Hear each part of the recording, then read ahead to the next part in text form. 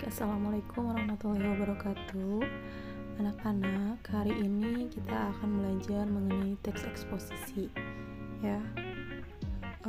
Untuk tujuan pembelajaran, melalui pembelajaran dengan menggunakan model problem-based learning, peserta didik dapat menelaah isi dan struktur teks eksposisi berupa artikel ilmiah populer dari koran atau majalah yang diperdengarkan atau dibaca, dan menyajikan gagasan pendapat ke dalam bentuk teks eksposisi berupa yang artikel ilmiah populer, lingkungan hidup, kondisi sosial dan atau keragaman budaya dan lain-lain, secara lisan dan tertulis, dengan memperhatikan struktur unsur kebahasaan, aspek lisan dengan tepat, disertai dengan sikap kerjasama dan tanggung jawab.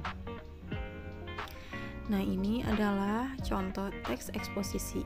Kalian bisa baca terlebih dahulu, pahami dulu untuk judul menjaga kebersihan lingkungan sekolah.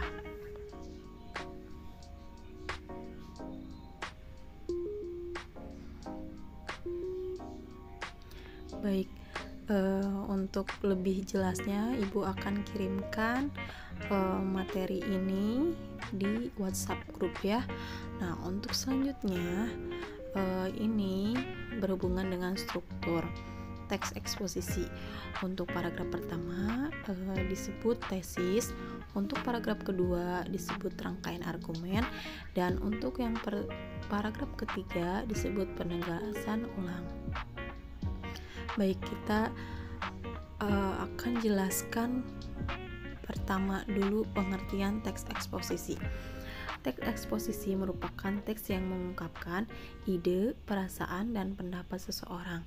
Teks ini bersifat argumentatif karena bertujuan meyakinkan halayak tentang suatu permasalahan.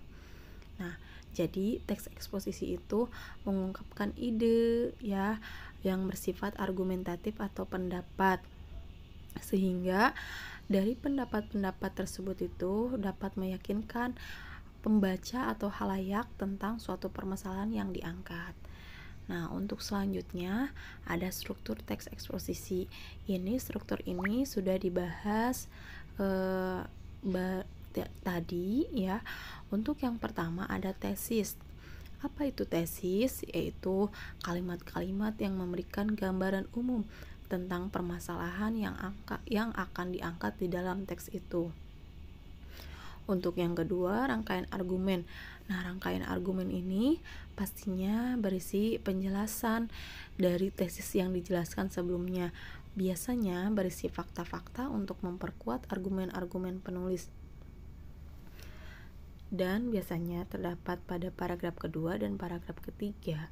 Nah, itu bisa disebut rangkaian argumen. Nah, ini untuk struktur teks eksposisi, tesis, dan rangkaian argumen. Untuk yang terakhir ada struktur penegasan ulang. Apa itu struktur penegasan ulang? Yaitu perumusan kembali secara ringkas. Biasanya bagian ini disebut dengan penutup atau simpulan. Terdapat pada paragraf terakhir yang mengulang tesis tetapi tidak secara langsung, yaitu pada kalimat rupanya kedua masalah itu belum cukup. Kata itu menunjukkan masalah yang dibahas pada tesis. Nah, selanjutnya ada kaidah kebahasaan. Kaidah kebahasaan untuk teks eksposisi yang pertama ada kata teknis. Kata teknis ini berkenaan dengan masalah utama atau topik yang akan dibahas. Untuk yang kedua ada kata-kata yang menunjukkan hubungan penyebab, yang disebut juga hubungan kausalitas.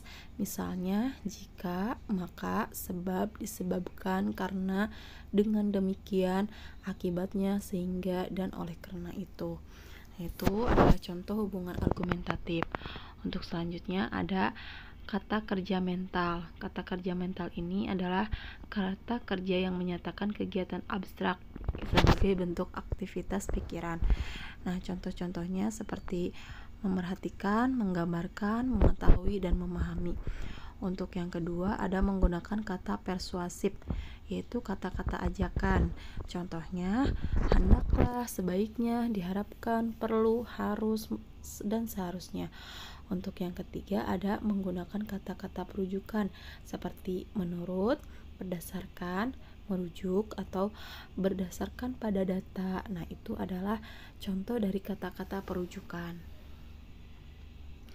Nah, sekian yang bisa Ibu sampaikan. Terima kasih. Untuk selanjutnya tugas akan diberikan di WhatsApp grup ya anak-anak. Silahkan lihat kembali WhatsApp grupnya. Terima kasih.